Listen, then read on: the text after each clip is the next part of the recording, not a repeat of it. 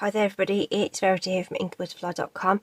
Thank you for joining me today for another card making video, and today it's the design team entry for the Inspire.Create.Challenge.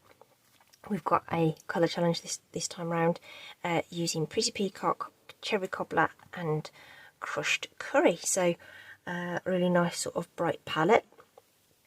But we've got that sort of, those sort of more muted tones, shall we say, a little bit more antique-y in terms of those colours.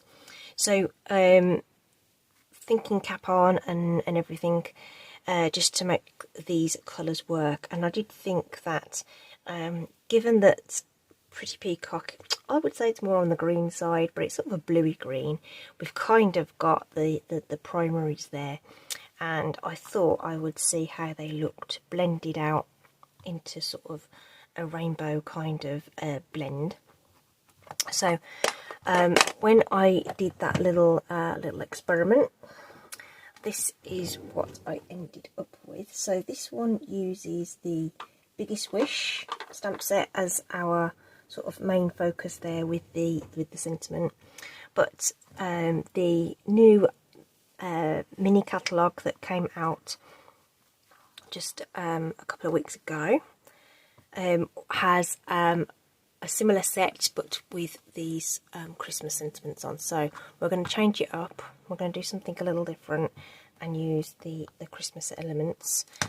So this is called More Wishes, exactly the same mix of bold and script fonts that we can mix and match. Okay, so this is going to be a fantastic addition to your stamp collection. This is definitely one I'd like to see carry over. So those two combined are really going to cover, excuse me, all sorts of occasions. Okay.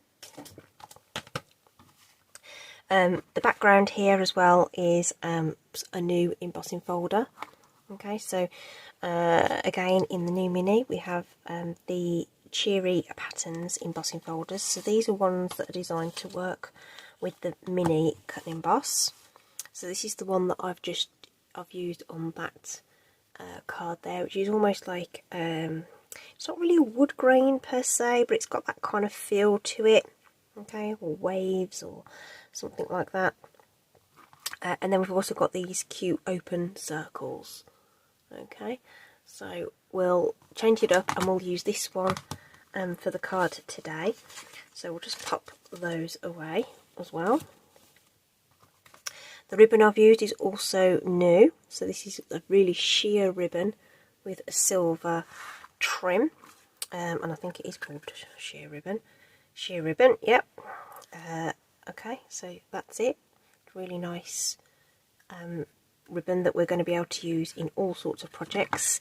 And again, I'm going to switch this up and I'm going to bring in this new iridescent ribbon. Similar width, if not the same, but you've got this lovely iridescence to it, so it sort of sparkles and shine, and it's got sort of pink and green and blue and stuff folding through it. Okay.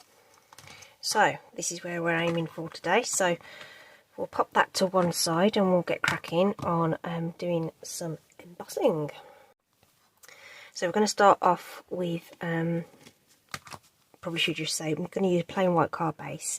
And I'm going to use a mini layer. So this is a 3 inches across by 4 3/4. Okay, so it's basically an inch shorter and narrower than the full card layer. Okay, and we're going to mat everything onto black to make it all pop, and then we can just sort of move this around. Because it's not really a linear pattern, we can kind of mess about with how we want that to fit. As long as it just covers the edges, it's going to be fine. So let's just pop that in there. And then with the cut and emboss, we've got all the plates we need for embossing on this machine. It does everything. It does cutting, embossing with regular embossing folders and 3D embossing folders at the bottom there.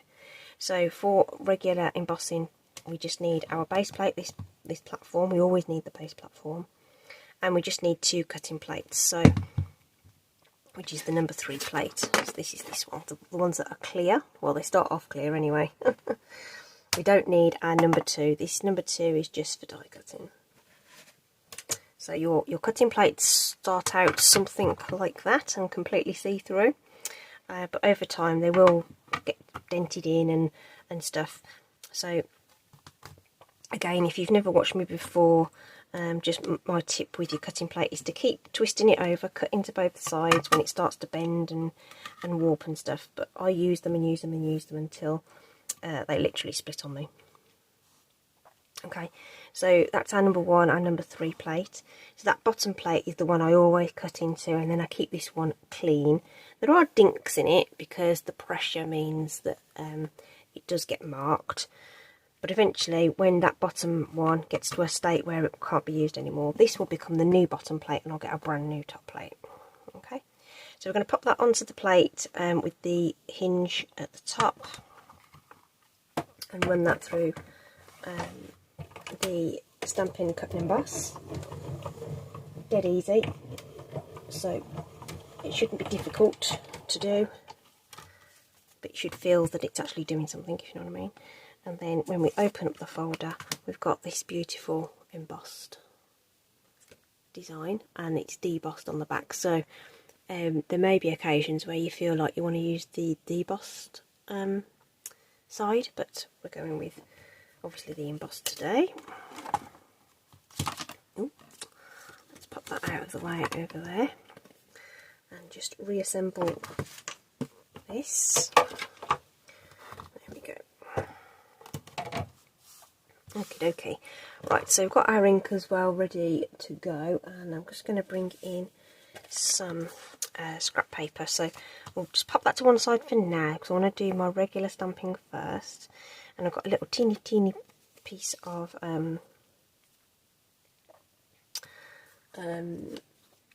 basic white cardstock there.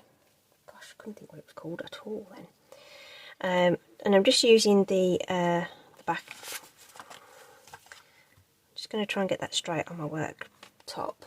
If you've got some grid paper or something like that, sometimes I use one of these old deluxe mats to help me line things up. Okay, but again, it's all optional, whatever you've got that will help you line things up. So say it's 2 inches wide. I know that. Let me just measure this. It is yeah, 3 3/4. Okay, and we're going to have our crushed curry in the centre there. And I've already mounted the Merry onto a block, so we're going to do Merry Christmas rather than Happy Birthday, because I think the red and the sort of greeny blue is going to look nice. And we're going to pop that in at approximately halfway. So again, I'm going to use the grid there to help me kind of look at where halfway might be. Okay, so 1 2 3, 1 2 3. So it's about there.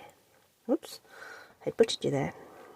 So we'll pop that in around there. Give that a good firm press. Okay, and we want to wipe that off. I've just realised that I hadn't actually primed that. I just went in with a brand new stamp, so that's looking a little blotchier than it would do normally. And then we've got our pretty peacock. So on this one I did the cherry cobbler, then in the sort of a rainbow order, and then flipped it on the background. So let's just mix it up and let's do the pretty peacock at the top. So I'm going to use because the letters are quite nice and straight in terms of this font, I'm just going to hover over the top, just looking to try and make sure that the top is lined up as well.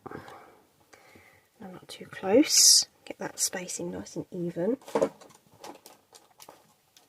So that one's come out a lot better because it's already had a bit of ink on it and a bit of a wipe. So that was my bad. I forgot that I needed to do that. It only takes a bit. Just ink it with something and wipe it off, and you'll find that they work just fine. Okay, so that's covering that stamp really beautifully. So again, just lining it up with the one that's gone before, especially with that M, it's nice and straight, so you can kind of line that up. And then going to pop that in down there. Okay, good firm pressure. Ooh. And then that's all nice and stamped up. So I'm just going to get that red ink straight off there. Just bear with me a second.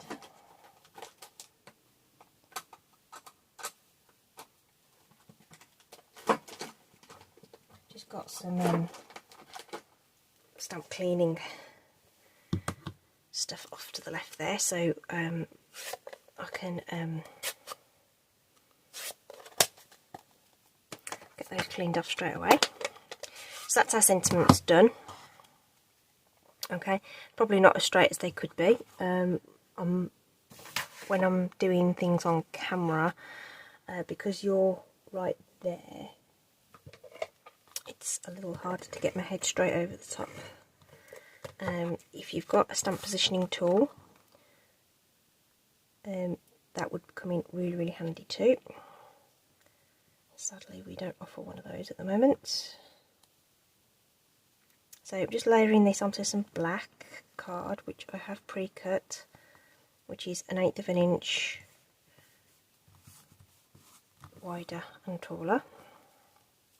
So that really pops those colours, I think.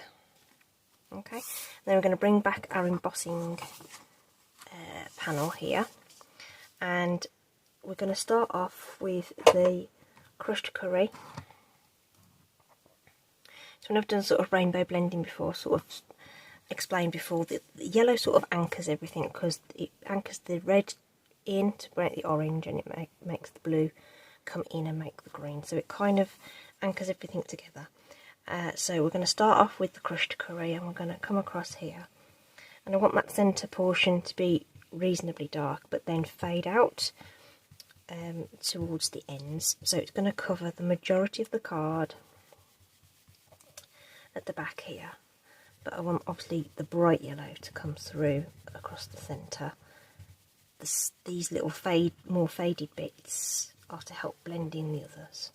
Okay, and we can always come back and blend some more on if we want to.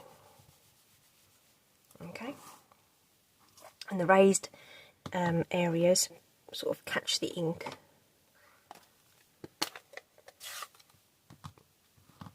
as it comes off the brush. So now we're going to bring in the cherry cobbler. That just happens to be the one that I've picked up.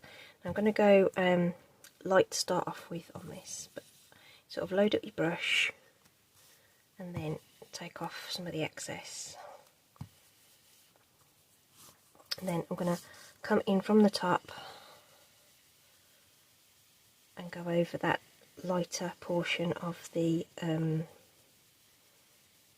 that yellow there, and it has gone orange. It may be difficult to appreciate over camera, but that is a lovely sort of burnt orangey colour in that. Oh yeah, that comes across. It's okay. Alright, so again, you can choose to come back to that if you want to. Might just pop just a tad more right on the edge, just to really bring some drama in.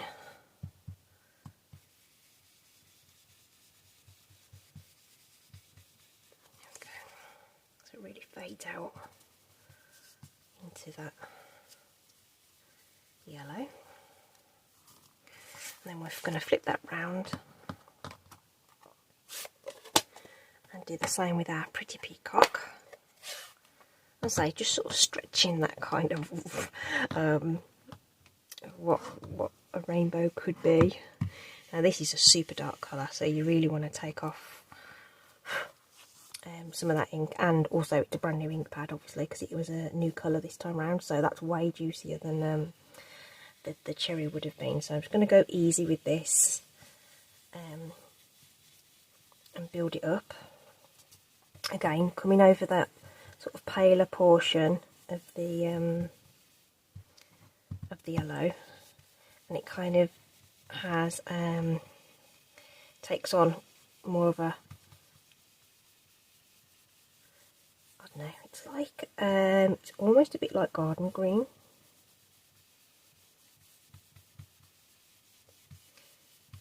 Okay, so just going real easy on that, and like I say, if you feel like the crushed curry needs some more, then you can always go back and do some more on the crushed curry.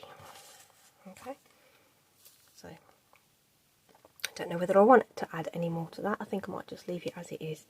So we've just got this lovely sort of transition between this sort of deep green blue, and there is like a mid-tone there, and then you've got that lovely orange coming through too. So there we go, that's that blending done. So that's it for ink. So again, I've got a black panel for this to go onto. Now this one isn't terribly textured, so I'm going to go with my Stampin' Seal on this one. For the other one, there's quite a lot of texture to it, and the seal can snag on the embossing.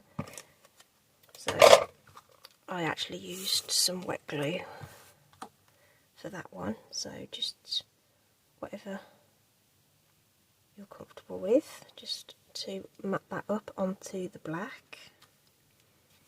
This one's come out really dramatic. It's gone a bit heavier with the colours, but I think it looks amazing. Amazing. Okay, so that's going to look really, really cool. Okay, I like it. I like it, like it. So that's where we're going with it. Okay, so just another thing is to actually stamp out the Christmas. So this is from the same stamp set, the More Wishes stamp set.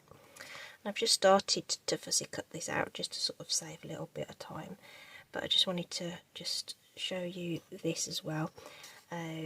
Just quickly going around that. So you know, it's not going to be super precise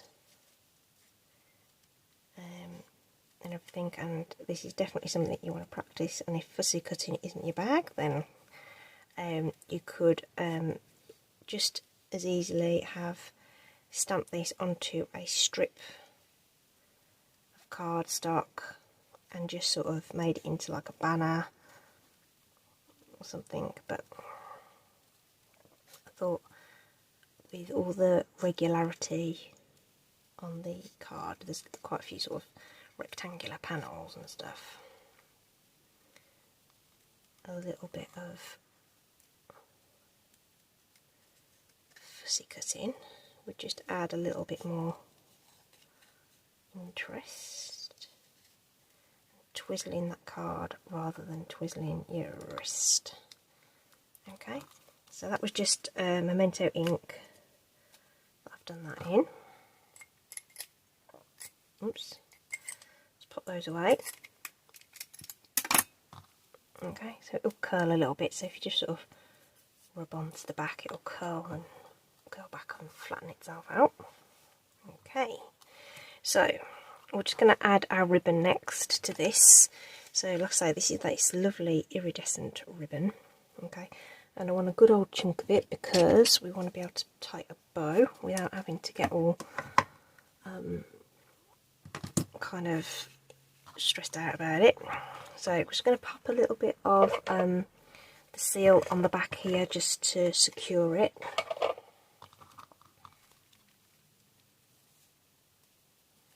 Okay, we want the tails to come off to the left, so we'll just loop that over there and make it sit where we want it to sit. So with the sheer ribbon, obviously you could see through it and everything, but we're going to stick the sentiment over the top anyway. So we've got that secured-ish on the back, which now means that we can tie this ribbon. Now what I found useful was just popping some blocks on there just to help me hold it down. And then we can just tie that into a bow. Just going to try not to twist it as it goes round. She says twisting it as she goes round.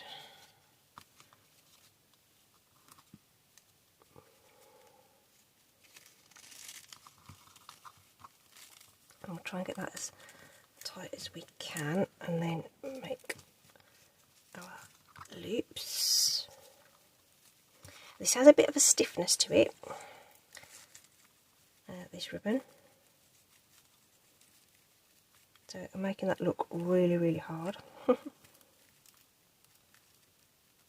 trying to catch that other side so that the bow sits this way. And it sort of creases as it goes.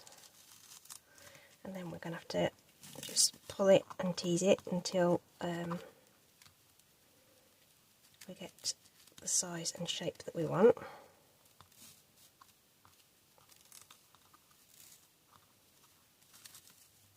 So you want that knot to be really, really tight in the middle, and then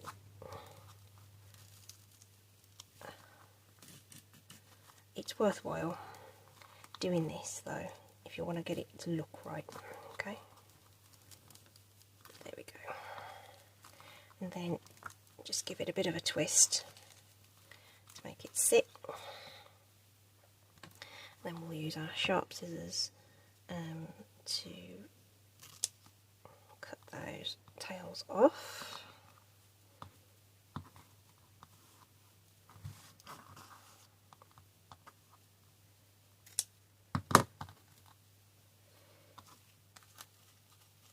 Like so. So you can mess about with this a little bit. It's a bit more, like I say, it's a stiffer ribbon than some of the other ones. That looks cute. Okay. That'd be really good on tags and things. Really good. Okay, so this is going on with dimensionals. So we'll get those on there. That'll do. Could use the black dimensionals actually, I just don't have any to hand. Okay. Right, let's start building this up then. So we'll use some seal to get this on.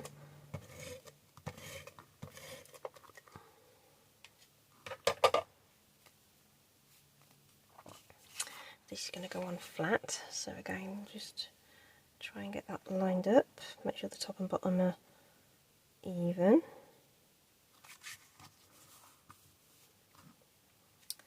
And then we can pop this on.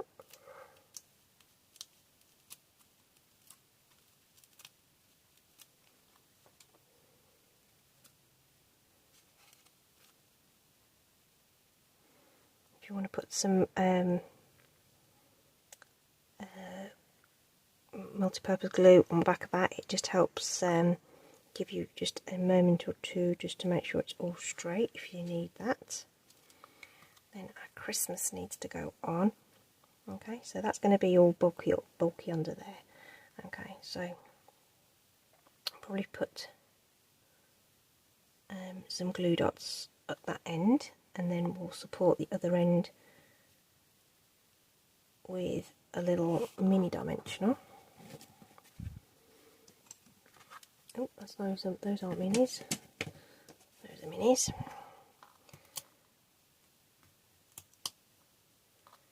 So they just about fit on, and you can always cut these down if you feel like they are too big. And that one's got a mind of its own, so we'll just pop that on there. So we'll grab a glue dot to the end.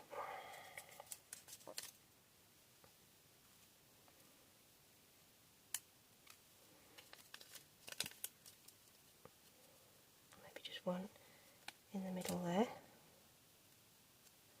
Help secure everything down.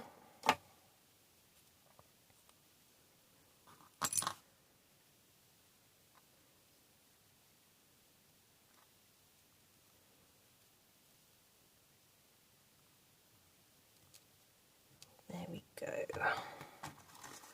That's that. So then the final touch will be some iridescent pearls. So that obviously brings in the pearlescent, or rather, sorry, iridescent pearls is what I should say. Got the iridescent ribbon, so the iridescent pearls are going to fit beautifully there. They come in 2 sizes. Okay, and then we can just do our usual little trio of those, just to add some interest just to that background a little bit. Again, it's probably more for the recipient than, because I don't think you necessarily pick them out when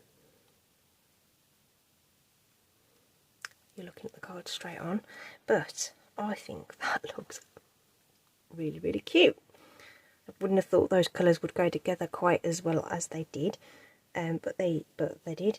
I think this is a really nice sort of modern feel to a Christmas card. Possibly something that you could give a guy as well. Maybe without the ribbon.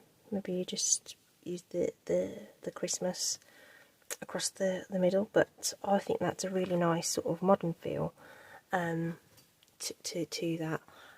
Different look, same colours, different sentiments, and different embossing folders. This one I just used the regular rhinestones to bring in the silver from the edge of that ribbon. So loads and loads of options there for you. I hope you've enjoyed it. I hope you're going to participate in the challenge. All the links are in the description, and there will be a link to the actual Inspire Create blog as well, where you'll see everybody's creation today. So do check those out. I'm sure everyone will have done some very different things, but I hope you've enjoyed this one. Thanks so much. I hope you're staying safe. Take care, and I'll see you again soon. Bye.